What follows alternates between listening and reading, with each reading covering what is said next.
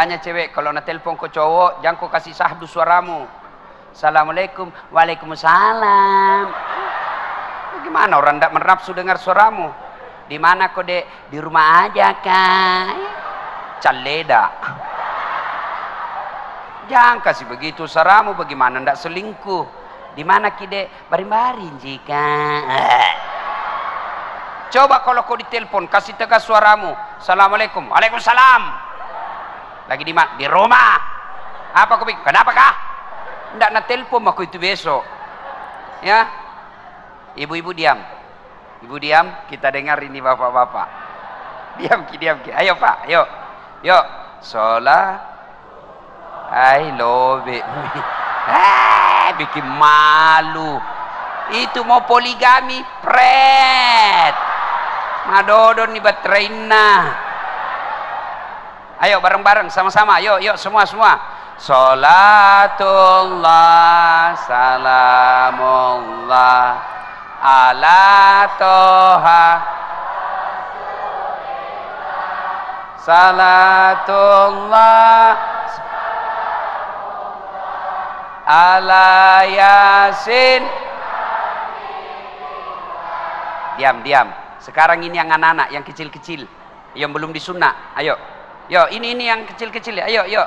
Sholatung. Ni anak ya roh. Malampi sungai muna'ah. Amin. Nah, ibu bapak, saudara-saudara sekalian, teristimewa alim ulama, khusus yang kita hormati, Bapak Bupati Kabupaten Tanah Bumbu beserta istri, yang insya Allah dimuliakan dan dirahmati oleh Allah Subhanahu wa Ta'ala. Ini kisah nyata saya alami. Suatu waktu saya diundang ceramah ke Palopo. Palopo itu kalau naik mobil dari Makassar kurang lebih 10 jam. Ya. Nah, saya selesai takziah malam jam 10 saya berangkat, jam 10 malam. Begitu saya naik mobil, salah satu nikmat yang Allah berikan, saya gampang tidur. Gampang betul tidur. Kalau saya naik pesawat, belum terbang saya sudah tidur. Itu kalau saya naik mobil. Kalau saya sudah baring, karena saya di belakang sopir, saya tidur saya. Nah, sampai di kampung namanya Kera, itu gunung, hutan, tidak ada rumah. Tiba-tiba singgah itu mobil, jam 1 malam. Jam 1. Singgah mobil, kaget kak, mana ini sopir ini? Moto kato, mana sopirnya? Oh, kulihat, oh kencing. Dia turun dari sebelah kanan, kencing dia. Saya turun juga, moto kak kencing deh. Turunlah saya, kencing juga. Begitu saya kencing, saya bayangkan, sekalinya ini sopir dia tidak tahu kak saya turun, matilah saya ini. Ternyata betul. Saya lagi kencing, tiba-tiba ini sopir napa lari otona. Nasalai ka oto. Langsung lari setereku. Itu belum dia habis kencing, ku lari kak, woi musalaika. Apalagi dia sudah tutup kaca mobil, lari. Jam 1 malam. Saya telepon, tidak ada HP. Selama perjalanan itu, saya tinggal di jalan. Semua mobil saya kasih singgah, tidak ada yang singgah. Yang mau ke Makassar, saya kasih singgah, tidak ada singgah. Saya mau ke Palopo, tidak ada singgah. Kenapa? Dia kira kak mungkin pocong. Kenapa? Saya pakai putih-putih. Songkok putih, baju putih, sarung putih. Di tengah hutan. Nah kira kak pocong. Saya mau bilang, mau kak di tengah-tengah jalan begini. Nanti ku bilang, nah kira betul kak pocong, nah tabrak kak. La haula, nah kenapa lah ustaz sih. Akhirnya apa? Nanti jam 6.15 pagi, baru dia kembali ambil saya. Subuh, azan. Saya bilang, ini kalau pintar ini sopir, kalau azan subuh, pasti dia baru kasih bangun kak. Betul azan subuh, dia balik. Ustaz, subuh nih. Wih, nggak ada ustaz. Langsung dah balik mobilnya nak kasih kencang. Sampai akhirnya jam 6.15. Basah bu saya karena gerimis. Saya sholat di pinggir jalan hutan. Tidak ada satupun yang ambil saya. Jam 1 sampai jam 6.15 baru dia datang. Begitu dia datang, saya mau tempelengi, lebih besar dari saya. Saya bilang, nalawang ini ndak kalah kak. Akhirnya sepanjang jalan saya diam-diam. Sampai di rumah jabatan wali kota Palopo, langsung dia bilang wali kota, Ustaz, kenapa bisa kita lupa koporta?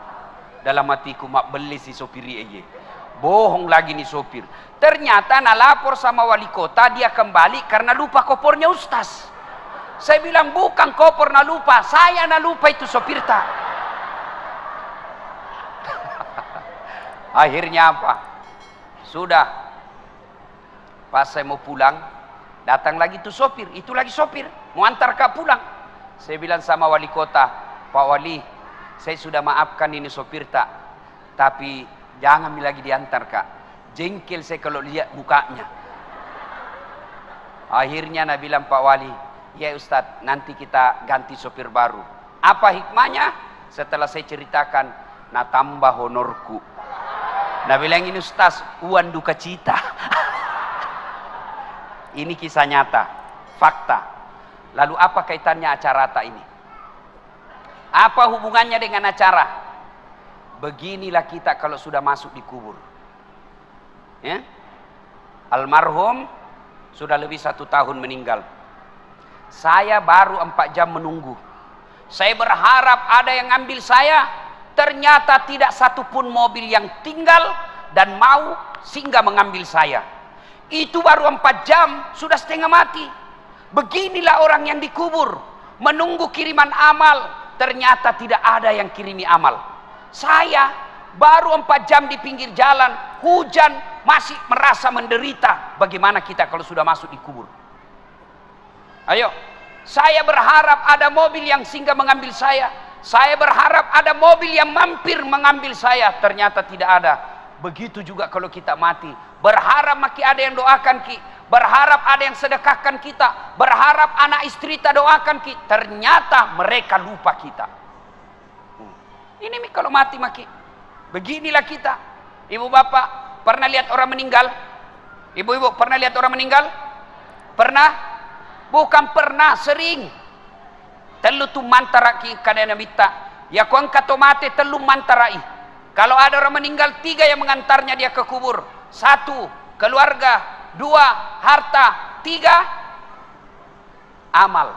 3 yang ngantar, 2 balik, tinggal 1 temani kita. Siapa yang pertama? Keluarga, anak ikut ngantar, istri ikut ngantar, saudara ikut ngantar, menantu ikut ngantar, ipar ikut ngantar. Tapi siapa yang temani kita masuk? Ibu-ibu, kira-kira kalau meninggal ibu, mau suami tak masuk? Mau temani ibu? Mana mama waktu tak naodok dulu, gunung kan kudaki, kemanapun kau pergi aku akan mengikutimu, laut kan kuda ku renangi, gunung kan kudaki, masjid kau lewati. Meninggal, masuk, kakinya saja dia tidak mau, bengkak matanya. Tapi apa Nabi bilang? Bulan depan siapa ganti? Ayo bu, ada orang di Makassar temanku haji, meninggal istrinya, bengkak matanya pak. Begitu dia sayangnya istrinya, bengkak matanya. Apa dia bilang? Ustadz, rasanya tidak bisa lagi kulanjutkan hidupku. Ini separuh jiwaku hilang Ustadz. Sama lama ini istri saya luar biasa, tapi sekarang hancur perasaanku. Tidak bisa mak kurasa lanjutkan hidupku. Saya bilang, hebatnya ini bapak ini, sayang betul sama istrinya. Sekalinya beberapa bulan kemudian, saya pergi jogging, lari-lari sore di Karebosi. Ada perempuan temani, putih, masih muda, tidak pakai jilbab, tidak ikat rambut, begini-begini. Saya bilang, Haji, siapa itu Haji? Dia bilang, yang baru Ustaz. Apa ya? Ibu, ini ibu-ibu kalau mati ki yang sudah muka-muka sakaratil maut, siapa doakan ki? Siapa yang masuk temani kita? Amal keluarga ndak bakal dia akan ikut. Yang kedua, yang temani kita ke alam kubur, apa itu? Harta kita, mobil kita setengah mati kita cicil, Rumah kita yang setengah mati kita cicil. Harta-harta motor kita semua datang. Karpet pun ada ikut mengantar kita. Cerek-cerek ikut mengantar kita. Tapi begitu masuk di kubur, ada kira-kira masuk harta? Ini yang tebal-tebal cincinnya, yang tebal-tebal emasnya. Masuk. Siapa yang punya itu harta tak? Cincin, gelang, anting-anting. Siapa yang miliki? Anak mantu. Ya kalau anak mantu tak baik. Kalau anak mantu tak juga tidak sholat. Setengah mati kita cari harta. Ternyata masuk di kubur. Tidak ada yang temani kita. Tidak mentang-mentang dia kaya. Banyak tambangnya. Banyak pesawatnya. Banyak bisnisnya. Meninggal. Apa nak bilang anaknya? Kasih masukkan kita HP supaya bisa meng-SMS. Enggak. Jangankan HP, jangankan baju, jangankan celana, jangankan serban, semua tidak ikut. Hanya satu yang ikuti kita. Apa? Kain kafan. Itu saja. Kain kafan. Bukan kain sutra. Mentang-mentang dia kaya dikasih kain sebanyak-banyaknya. Tidak. Mentang-mentang dia kaya dikasih televisi masuk. Tidak. Semua hartamu dia meributkan anak-anakmu. Yang ketiga, yang ikut mengantar kita. Apa? Apa yang mengantar kita yang ketiga? Amal. Inilah yang setia. Amal kebaikan maupun amal kejahatan kita akan ikut setia sampai ke dalam kubur. Ibu bapak saudara-saudara sekalian, kalau orang sudah masuk di kubur, tidak ada harapan pak. Tidak ada lagi. Kalau ibu dari Sulawesi Selatan, dari Pangkep, dari Sidrap, dari Pinrang, dari Mamuju, dari Majene, datang merantau ke Kota Baru, datang merantau ke Batu Licin, datang merantau ke Pagatan. Ternyata sampai di Tanah Bumbu menderita, sampai di Tanah Bumbu susah cari uang, sampai di Tanah Bumbu menderita hidupnya, masih bisa kembali kampung, masih bisa kita kembali. Tapi demi Allah, kalau kita sudah masuk kubur, kau senang atau tidak, tinggal kau di situ. Coba, Bapak Ibu pernah bayangkan, pernah rasakan mati lampu? Pernah rasakan mati lampu? Sering. Coba lihat, bayangkan kalau mati lampu. Bagaimana kalau mati lampu di rumah, tiba-tiba ada ular masuk di rumah tak? Ibu-ibu, bayangkan kalau lagi mati lampu, tiba-tiba ada ular masuk di rumah ibu. Menderita. Ula, turun iki, ula balu. Padahal itu rumah masih lebar. Dia masuk dari pintu itu, kita bisa keluar dari pintu sana. Rumah tak masih lebar, lampunya masih bisa dinyalakan. Mati lampu, masih bisa dipakai lampunya HP tak. Masih bisa kita teriak, tolong kasih, tolong tetangga ada ular. Masih bisa kita cari batu cobek, lempar itu ular. Tapi nanti kalau masuk di kubur, mati lampunya bukan 1 hari. Ditindis batu, ditindis tanah, lebarnya hanya setengah meter 30 cm, panjangnya 1,5 meter, ditindis batu. Pada saat itu tidak ada lagi temani kita kecuali amal.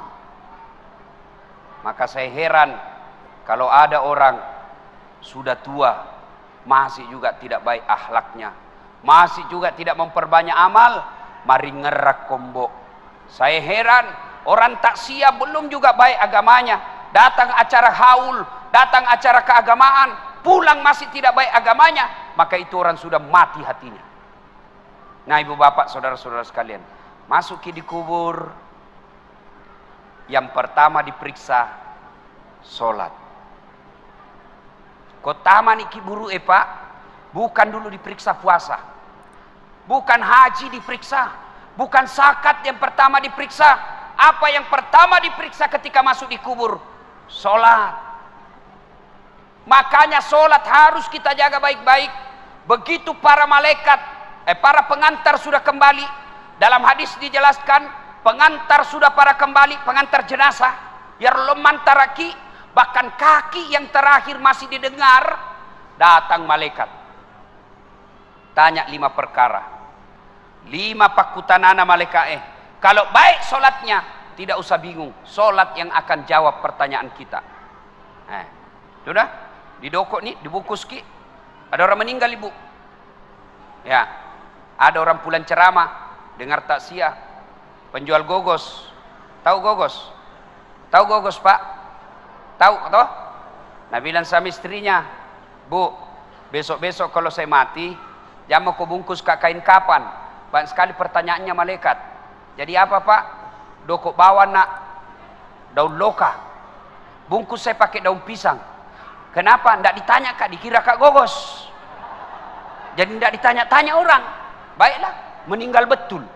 Pas meninggal dibungkus kain pisang. Begitu ditanam, langsung datang malaikat. Dan bilang malaikat, ih kenapa ada gogos sini? Tidak ditanya, langsung dia bilang malaikat, bakar. Dek, dari tanah langsung menitunuh. Bapak, saudara-saudara sekalian. Nah, orang itu menghadapi sakaratil maut sebelum kita masuk di kubur. Sakaratil maut dulu kita hadapi. Orang menghadapi sakaratil maut macam-macam. Ya, pernah lihat orang sakaratil maut? Coba lihat itu. Saya, kalau ada orang meninggal itu siapa dipanggil? Siapa? Ustadz. Makanya jangan pandang enteng itu Ustadz. Karena kalau mau mati siapa dipanggil? Pak Camat. Tidak tahu mengaji. Siapa dipanggil? Kepala dinas. Oh lari. Siapa dipanggil? Ustadz. Makanya jangan kau pandang enteng itu Ustadz. Karena ada saatnya sakaratil maut kau. Dia yang tolong kau. Adalah orang meninggal. Coba lihat macam-macam itu orang meninggal Pak. Ada orang saya lihat orang sakaratil maut. Madang nasa ngogi Kan macam-macam itu orang sakaratil maut. Wah. Kata Nabi, orang kalau sakaratil maut, biar kau kasih air seluruh yang ada di lautan, tidak akan mengobati rasa hausnya. Haus, madekat atau ke madak ibu. Makanya lihat orang sakaratil maut, naik turun itu tenggorokannya. Coba lihat itu, dibacakan syahadat. Syahadat kok. Bahkan ada di Sulawesi Selatan ibu-ibu. 1 minggu sakaratil maut, tidak mati. Ingat, kalau ada orang lama sakaratil maut, berarti lama disiksa itu. Saya kasihan. Saya datangi, saya bacakan Yasin. Bismillahirrahmanirrahim. Yasin. Langsung dibangun ibu. Pergi kok. Nah lempar kak botol aku. Cakap mengaji sini, panas telingaku. Salai. Barusannya ada orang saya ngajikan panas telinganya. Saya ulang lagi. Bismillahirrahmanirrahim. Yasin. Nah, lempar kak lagi. Basah bajuku. Saya tinggalkan. Saya bilang, peringatan ini. Saya tanya anaknya, pintar jitu mengaji mama tak? Dia bilang, itu mustas mama ajiku. Tidak nak tahu memang mengaji kasihan. Haji tidak nak tahu mengaji. Banyak haji begini sekarang. Saya seandainya menteri, maka syarat menunaikan ibadah haji, lancar ngaji. Pasti turun pendaftar. Bu, kalau ada yang tidak tahu ngaji di sini, belajar ki. Belajar ki. Masih sakit tu kau mati ki nadik tesing mengaji. Kenapa? Wawancaranya nanti di akhirat. Pernah ki lihat orang wawancara? Di akhirat nanti kalau diwawancarai ki malaikat, tanya jawabnya malaikat bukan bahasa Bugis, bukan bahasa Jawa, bukan bahasa Indonesia, tapi apa? Bahasa Al-Quran. Jadi kalau dia tidak tahu mengaji, tidak tahu nanti kalau ditanya. Maka belajar ki.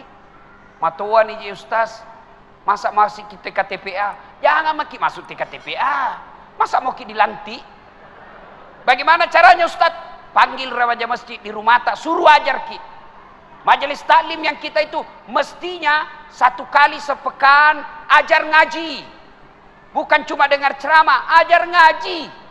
Kalau ibu meninggal tidak tahu ngaji, masih sakit itu masih sakit. Ajak lalu. Jangan lalu ki bilang uita topi na uitai. Muita tu belajar ki mengaji. Muita tu muita. Nah, ibu bapak, saudara-saudara sekalian, maka seluruh pengantar balik, maka datanglah malaikat. Bertanyalah ini malaikat. Marrabuka, siapa Tuhanmu? Kalau baik solatnya, solat akan berkata, mundur kau. Dasat, mundur.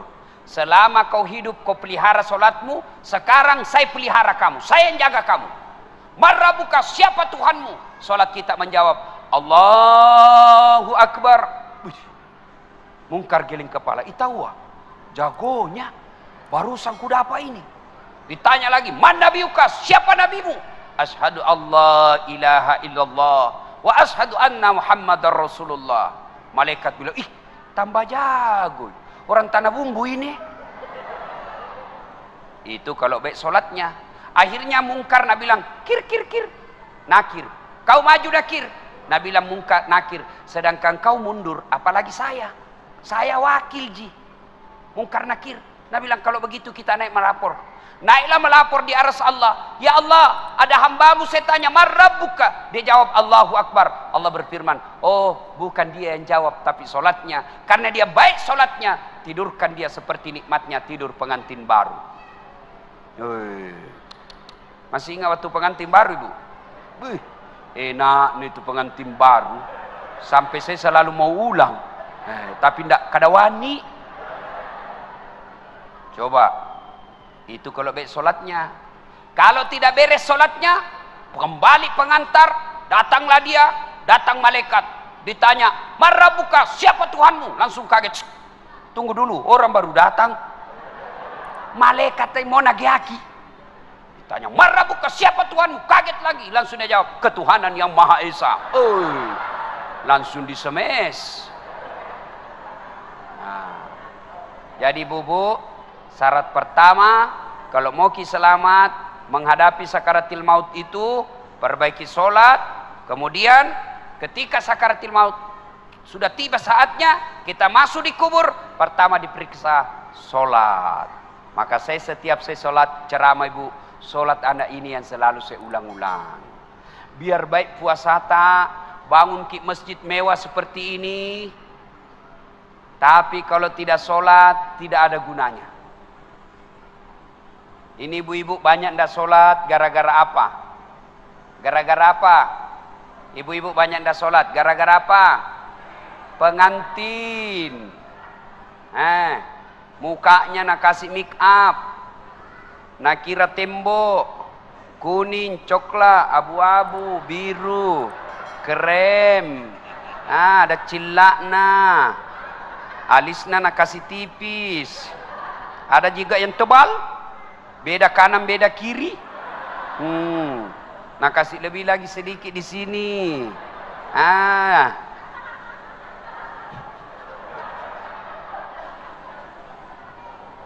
Apalagi banyak ibu-ibu ndak sholat gara-gara apa? Jilbab. Jangan kita lihat-lihat ibu di listnya teman-teman. Ayo, gara-gara apa? Jilbab. Jilbab sakaratil maut. Tak 3 lapis. Nak kiring-kiring. Biru, coklat, nak kasih miri-miri lagi sedikit.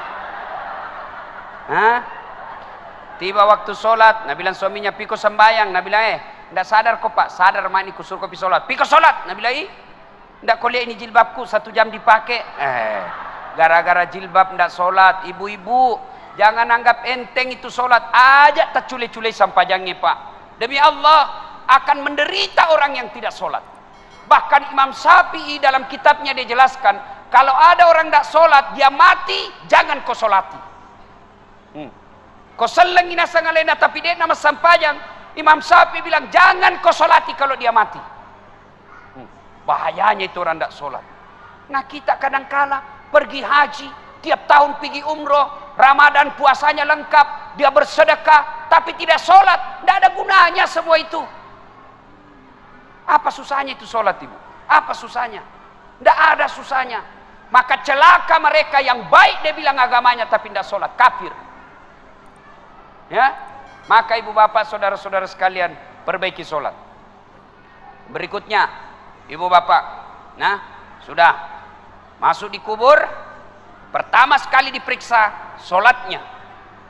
Sudah kembali pengantar, diperiksalah sholat kita, maka ditidurkan kita. Kalau dia baik sholatnya, kata Nabi, tidurkan dia seperti nikmat tidur pengantin baru. Kalau tidak beres sholatnya, ditidurkan dia seperti tersiksanya orang tidur sakit gigi. Coba lihat kalau orang sakit gigi. Tanah elek, kenapa lama sekali pagi ini? Kalau pengantin baru, cepatnya pagi. Kalau sakit gigi, lamanya pagi. Nah, begitu orang kalau menderita, kalau dia tidak sholat. Ibu bapak, saudara-saudara sekalian. Nah, sudah masuk kita di kubur, tutup semua amal kecuali amal kita yang bisa menolong kita setelah masuk di kubur, yaitu amal jariah. Amal jariah itu ada 3. 1, anak yang soleh. 2, ilmu yang bermanfaat. 3, pembangunan yang bermanfaat. Mari kita lihat satu-satu. Yang pertama, anak soleh. Begitu ibu meninggal, siapa yang doakan kita? Bu, bapak-bapak, kalau meninggal Ki, siapa doakan Ki? Siapa Pak? Istri tak nak ambil orang. Ibu-ibu meninggal, siapa doakan Ki? Siapa? Suami tak? Woi, kawin lagi. Setengah mati maki dikubur, suami tak enreyengi. Pakai istri baru di kamar tak. Kita menderita di kubur, suami tak dengan istri barunya. Nah doakan Ki? Tidak. Begitu kita meninggal, matanya sebelah kanan menangis, sebelah kiri nah lihat yang mana gantinya nanti ini. Ayo. Lalu siapa yang doakan kita? Anak-anak kita. Maka lihat itu anak. Sayang sekarang kita ini, anak kita tidak didik. Kita malu kalau anak kita tidak bahasa Inggris. Kita malu kalau anak kita tidak pegawai. Kita malu kalau anak kita pengangguran. Tapi kita tidak malu kalau anak gadis tak sudah gadis, sudah balik tidak pakai jilbab. Tidak malu dia. Kita tidak malu kalau anak kita sudah ada anaknya, angkana cucuta, angkana wapota, dek mau panaloma berjama kumasigie. Malulah ketika anak kita ini tidak bagus agamanya. Dulu kan kita itu diajari memang dari kecil. Ibu-ibu kita memang ngajar kita agama dari kecil. Diajar kita ngaji, diajar kita akhlak. Saya masih ingat waktu kecil, ibu saya sampai itu kalau kita bicara diajari. Nah, lo kembali boleh. Jadi tetangga nak pinjam gula. Jangan kau bicara kalau berdiri nak. Tudak koyolo napa mak bicara. Duduk kau dulu baik-baik baru kau ngomong. Itu sampai begitu diajari kita. Sekarang ini mana ini akhlak? Anak-anak kita siapa yang ngajar? Siapa yang ngajar kita sekarang anak-anak kita Pak? Orang tuanya? Bukan. Siapa yang ngajar anak kita? TV. Siapa yang ngajar kita, anak kita? Handphone. Kenapa? Orang tuanya juga tidak mau repot. Anaknya menangis, langsung nak kasih handphone. Jangan kau nangis nak. Main game aku. Ibu toh. Maka jangan heran anak tak tinggi sekolahnya tapi tidak tahu taat. Alangkah bahagianya. Ibu bapak, alangkah bahagianya kita sudah tua. Anak tak 4 sambil baku telepon.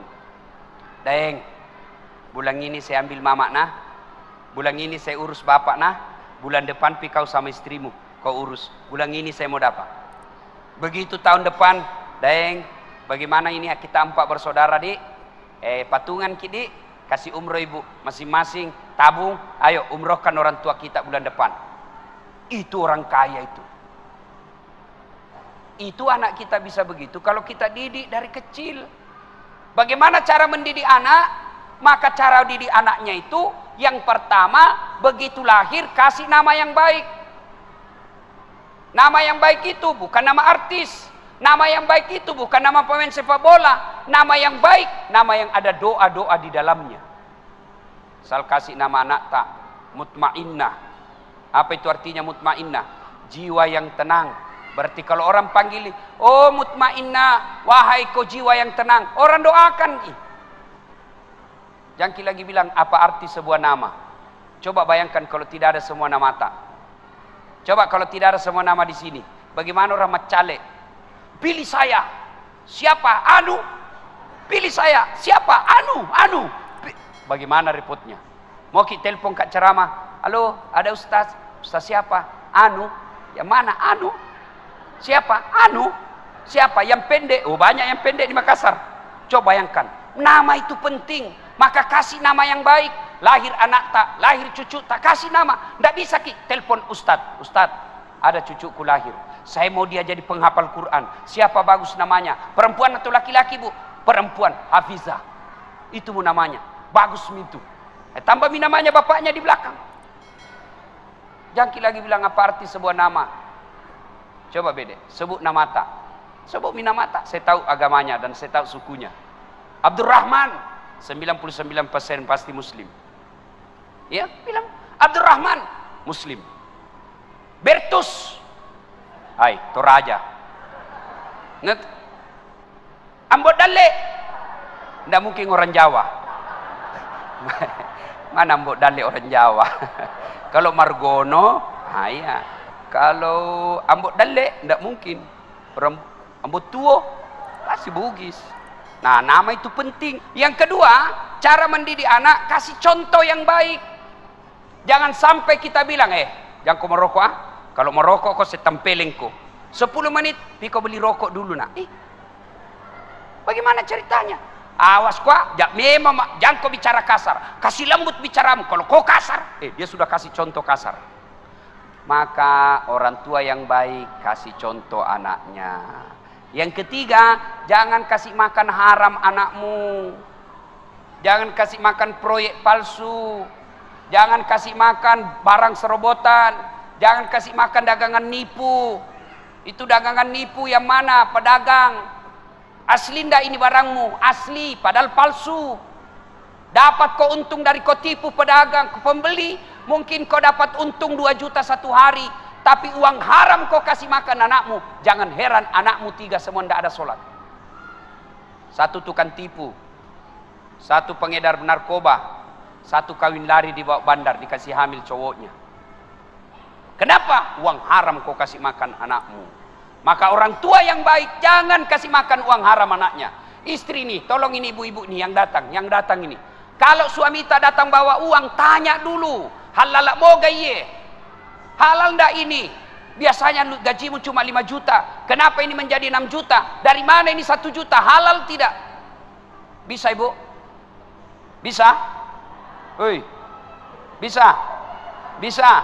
1 juta bisa. Kalau 15 juta, bengkok mukanya. Sini halal nih mai panggil dia cicing. Mestinya istri yang baik begitu. Jangan kasih makan uang haram anaknya. Yang berikutnya lagi, supaya anak kita baik, doakan. Doa. Maka ibu-ibu seharusnya lebih rajin doakan anaknya. Doa itu tidak harus ibu lagi sholat. Memang lebih utama selesai sholat. Tapi boleh ibu doakan sambil duduk-duduk. Tidak ada kegiatan. Doakan anakmu ketika dia pergi sekolah. Ya Allah, lindungi anakku. Berdoa tidak harus pakai bahasa Arab. Buat dimatoki mah bahasa Ogi. Allah tahu. Daripada ibu bahasa Arab tidak tahu artinya, bingungin nanti malaikat. Nah bilang malaikat apa maksudnya ini ibu ini? Nah mau doakan anaknya anak soleh, nah minta hujan, nah doa dah baca. Kan bingung malaikat. Maka tidak harus ke bahasa Arab. Mak bahasa Ogi nih. Puang, katu kasih si kaju-kaju anakku. Masa depan anak saya ya Allah. Saya tidak tahu mendidiknya, tapi Engkau maha mendidik ya Allah. Pelihara anakku ya Allah. Ya Allah lindungi anakku ya Allah. Jangan kau biar mak bahasa Ogi nih. Boleh. Hati-hati ketika ibu-ibu sumpah. Hati-hati ketika marah. Kadang-kala ibu-ibu kalau marah kan keluar itu kalimat-kalimat sumpah. Kurang ngajar, nalapola lo ko beca. Nah berat betul beca. Maka kalau sumpah untuk anak, jangan sumpah yang jelek, sumpah yang baik-baik. Kurang ngajar, jadi lalu kok ustadz seperti Dasat Latif. Boleh begitu. Jangan sumpah yang jelek-jelek. Nah ibu bapak saudara-saudara sekalian, begitu masuk di kubur, yang pertama yang bisa menyelamatkan kita, anak kita. Maka bapak-bapak yang masih hidup, yang sudah wafat orang tuanya, doakan orang tua tak. Itu orang tua sekarang, dia sudah tidak harapkan lagi dibangunkan rumah. Ndak mi. Tapi yang diharapkan paling tidak kiriman-kiriman doa. Bagaimana cara kirimkan doa? Tidak harus ustadz. Haul seperti ini. Tidak harus ustadz yang doakan orang tua tak. Doa sebaik-baik doa untuk orang tua dari anaknya. Maka tidak harus kita. Kan orang tua dulu apalagi orang Bugis. Mak baca doa. Nanti dia mau baca doa orang tuanya kalau potong sapi. Potong ayam, potong bebek. Jadi kalau tidak ada wantak potong sapi. Tidak kita doakan orang tua tak. Tidak ada hubungannya itu satu baki. Kan biasa kita ini orang Bugis salah-salah. Nah, panggil maki baca doa. Ada soko, ada ketan, ada gula, ada telur, ada ayam, ada pisang goreng. Nah dorong itu, tabe guru. Kiringan ini nenekku. Nak suka sekali dulu waktu hidup pisang goreng. Ku bilang, berarti belum mati nenekmu. Mati mi Ustaz. Kenapa mau kau kirim pisang goreng? Itu kan biasa kita. Tabe. Napojilak dek kasih tunu manu Tidak ada. Maka baca doa itu ibu, untuk orang meninggal tidak ada hubungannya sama satu baki. Yang ada seperti ini. Tidak ada hubungannya. Lalu untuk apa ini satu baki kalau kita baca-baca? Untuk apa? Tawana Ustaz saya kupuri baca. Maka saya kalau disuruh baca, tidak maukah itu kalau ada satu baki? Ada, jangan di depan kalau ada. Saya jelaskan, ini bukan untuk orang meninggal, tapi untuk saya. Jangan di depanku, kasih di belakang. Kenapa? Karena kalau dia di depan saya, mulutku baca doa, pikiranku yang mana dulu ku makan. Iya toh? Mana dulu saya makan, telurkah dulu ini, pahala dulu. Maka di belakang saja, tidak ada. Ini sebagian orang-orang tua kita yang dulu-dulu. Nanti dia mau baca doa kalau dia potong ayam. Tidak. Lagi duduk-duduk. Di teras. Lagi duduk-duduk. Tiba-tiba ada orang lewat. Bajunya seperti bajunya almarhum orang tua kita. Kita ingat bapak tak? Miripnya bajunya bapakku. Langsung kirimkan Fatihah. Bagaimana caranya? Boleh pakai bahasa Arab. Ila hadratin Nabi Mustafa Muhammad SAW. Summa hususil ruhil almarhum. Bapak siapa namanya? Abdul Latif bin Sofa Al-Fatihah. Itu bahasa Arabnya. Kalau mau ke bahasa Indonesianya, saya niatkan kirimkan Fatihah. Rasulullah Muhammad SAW. Saya ikutkan ruh almarhum bapak saya Abdul Latif bin Sofa Al-Fatihah. Boleh juga bahasa Bugis. Wakate mas kiringin surat Fatihah Nabi tak Muhammad sallallahu alaihi wasallam upacio ia ambokku Al-Fatihah. Boleh. Bayangkan, suatu kali Nabi bersama sahabat menuju satu tempat, melewati pemakaman kubur. Begitu Nabi lewat pemakaman, Nabi bersabda, "Cepatkan langkahmu, maperi-periko." Dilangkahkan kaki dengan cepat. Sampai Nabi di tujuan. Balik lagi. Sahabat ketika lewat di pemakaman, kasih langkah capak kakinya. Nabi bilang, tidak usah kau buru-buru, santai saja. Santai. Sahabat bertanya, ya Rasul, waktu pergi disuruh buru-buru, pulang tidak lagi. Ada apa ya Rasul? Nabi bilang, andai kau dikasih telinga seperti telingaku, kau dengar betapa disiksa orang tadi. Waktu pergi, disiksa ini orang di kuburnya. Tidak tahan saya dengar dia disiksa. Dek, na lemuk nyawaku. Tidak betah saya dengar. Maka saya mau cepat jauh supaya saya tidak dengar. Waktu pulang tidak lagi disiksa. Kenapa? Saya dapat berita dari Jibril. Allah perintahkan malaikat yang menyiksa di kubur. Hentikan siksaanmu. Tidak mungkin kusiksa bapaknya. Sementara anaknya di dunia lagi belajar mengaji, membaca basmalah. Napai bismillah na baca anaknya. Allah perintahkan malaikat. Hentikan kau siksa itu orang tua. Anaknya lagi baca Al-Fatihah. Maka ibu bapak yang meninggal orang tuanya, doakan orang tua. Yang kedua, bagaimana setelah didoakan? Sedekah atas nama orang tua. Ini sahibul hajat yang undang saya ke tempat ini. Ini pahalanya akan sampai ke orang tuanya. Berapa sedekahnya kita makanan? Ya, yang dos-dos itu. Meskipun ada juga ambil tak 2 dos. Sudah dikasih 1, Nabi bilang belum pi. Ibu-ibu Columbus, kelompok ibu-ibu pembungkus. Puran ya lesit di malamopi. Itu sedekah. Bayangkan bapak ibu. Misalnya yang undang saya. Dia kasih saya duit 10.000. Lalu itu 10.000 saya makan bakso. Lalu bakso itu menjadi darah daging saya. Selama darah daging saya itu saya pakai sujud beribadah kepada Allah, maka selama itu yang kasih saya 10.000 itu dapat pahala dari saya meskipun tidak dikurangi pahalaku. Makanya bersedekah. Lihat orang baik, sama-sama orang miskin, sama-sama tidak mampu, satu baik solatnya, satu tidak baik solatnya, kasih yang baik solatnya. Sama-sama miskin, sama-sama baik solatnya, satu keluarga, satu tidak keluarga, kasih yang keluarga. Sama-sama keluarga, sama-sama fakir miskin, sama-sama baik solatnya, kasih satu tetangga, satu bukan tetangga, kasih yang dekat dari rumah tak. Maka bersedekah. Kalau kita sedekah, kasih lihat apa jenis sedekahnya. Kalau sarung songkok, cocoknya kasih siapa? Pak Imam. Pukate, Pak Ustadz, guru ngaji, cocok itu kasih sarung songkok. Kalau dasi, baju safari, yang mau kau kasih puimang. Kapan dia pakai itu puimang dasi? Begitu pergi pengantin pakai dasi, langsung makan mana itu? Jangan-jangan nih puimang, gila-gila sudah nih puimang ini coba. Maka diberikan yang lebih banyak dia pakai. Ya, bersedekah. Satu tadi doakan, dua bersedekah. Yang ketiga, kunjungi karib kerabatnya.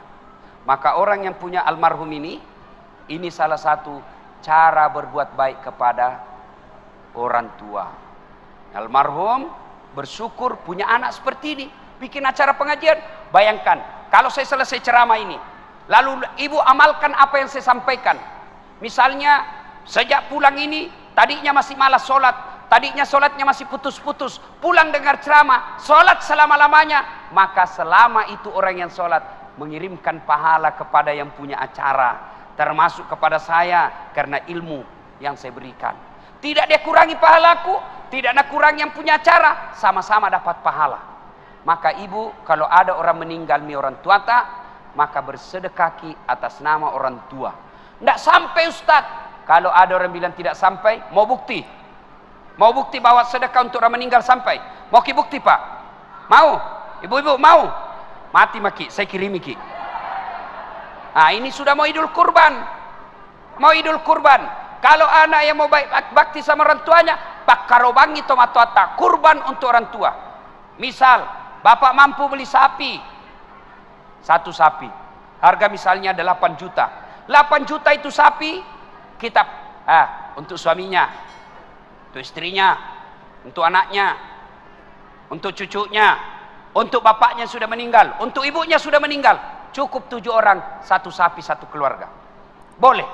Tapi kalau kambing, 1 orang, 1 kambing. Bagaimana kalau ayam Ustaz? Ayam hanya untuk dimakan di rumah, tidak bisa untuk karoba. Nah, ya, korbankan. Itu cara berbuat baik kepada orang tua. Nah, ibu bapak, saudara-saudara sekalian, yang berikutnya, sudah yang bisa menyelamatkan, mengirimkan pahala tadi anak soleh. Yang kedua, amal sedekah jariah. Yang ketiga, ilmu yang bermanfaat. Nah, ini pulang kita dengar ceramah, misal dapat ceramahnya Ustaz Dasat di WhatsApp, kirim ke orang lain. Kirim, dapat tulisan-tulisan agama, ilmu-ilmu agama, kirim ke teman. Dia mau amalkan atau tidak, kirim saja. Selama itu kita kirim dan orang yang baca paham, dia laksanakan, maka orang yang mengirim itu dapat pahala. Begitu juga sebaliknya.